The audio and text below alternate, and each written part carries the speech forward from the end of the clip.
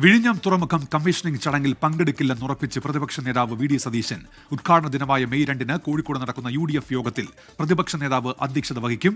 സലിം മാലിക് വിവരങ്ങളുമായി ഇപ്പോൾ തിരുവനന്തപുരത്ത് ചേരുന്നുണ്ട്. സലിം, ഈ ചടങ്ങിൽ പങ്കെടുക്കില്ലെന്ന് നേരത്തെ തന്നെ പ്രതിപക്ഷ നേതാവ് വ്യക്തമാക്കിയതാണല്ലോ. അതേ ദിവസം UDFന്റെ യോഗമല്ലേ?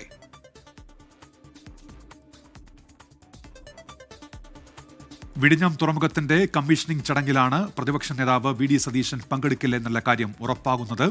അന്നേ ദിവസം UDFന്റെ യോഗം വിളിച്ചിരിക്കുന്നു. കോഴിക്കോടായിരിക്കും ഈ യോഗം. പ്രതിപക്ഷ നേതാവായിരിക്കും ഈ യോഗത്തിൽ അധ്യക്ഷത വഹിക്കുക. നേരത്തെ ഇതുമായി ബന്ധപ്പെട്ട വിവാദങ്ങൾ ഉണ്ടായിരുന്നു. അതിനുശേഷം അദ്ദേഹം ഇന്ന് നടത്തിയ പ്രതികരണത്തിൽ ഇതിൽ പങ്കെടുക്കില്ല എന്നുള്ള കാര്യം വ്യക്തമാക്കിയതാണ്. അതേ ദിവസമാണ് ഇപ്പോൾ UDF യോഗം വിളിക്കുന്നത്. കോഴിക്കോട് ചേരുന്ന യോഗത്തിൽ പ്രതിപക്ഷ നേതാവായിരിക്കും അധ്യക്ഷത വഹിക്കുക.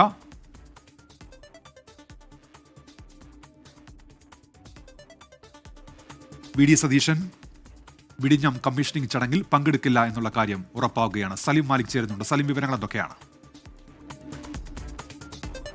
ഉന്മേഷ്, ഈ പ്രതിപക്ഷ നേതാവ് പങ്കെടുക്കണോ വേണ്ടേ എന്നുള്ളത് കോൺഗ്രസ് ആലോചിച്ച് തീരുമാനിക്കും എന്നുള്ളതായിരുന്നു നേരത്തെ പറഞ്ഞിരുന്നത്. ഇപ്പോൾ ആ ചടങ്ങിൽ പങ്കെടുക്കുന്നില്ല എന്നൊരു തീരുമാനത്തിലേക്ക് എത്തിയിരിക്കുന്നു. അതിൻ്റെ കാരണം UDFന്റെ ഏകോപന സമിതി ആ ദിവസം തീരുമാനിക്കുകയും ചെയ്തു എന്നുള്ളതാണ്. ഈ ക്ഷണം വന്നതിന് ശേഷമാണ് UDFന്റെ ഏകോപന സമിതിയുടെ ഡേറ്റ് എടുക്കുന്നത്. അത് 2-ാം തീയതി 2-ാം തീയതി കോഴിക്കോട് വെച്ച് നടത്താം എന്നുള്ളതാണ് ഇപ്പോഴത്തെ തീരുമാനം. അതോടുകൂടി ആ പരിപാടി ഉദ്ഘാടനം ചെയ്യുന്നത് പ്രതിപക്ഷ നേതാവാണ് എന്നുള്ള അറിയിപ്പ് കൂടി വന്നതോടുകൂടി ഇനി ആ ചടങ്ങിലേക്ക് വിഴിഞ്ഞം തുറമുഖത്തിന്റെ കമ്മീഷനിങ്ങുമായി ബന്ധപ്പെട്ട ചടങ്ങ് നടക്കുന്ന ദിവസം പ്രതിപക്ഷ നേതാവ് തിരുവനന്തപുരത്തെ ഉണ്ടാവില്ല എന്നുള്ള കാര്യമാണ് വ്യക്തമാകുന്നത്.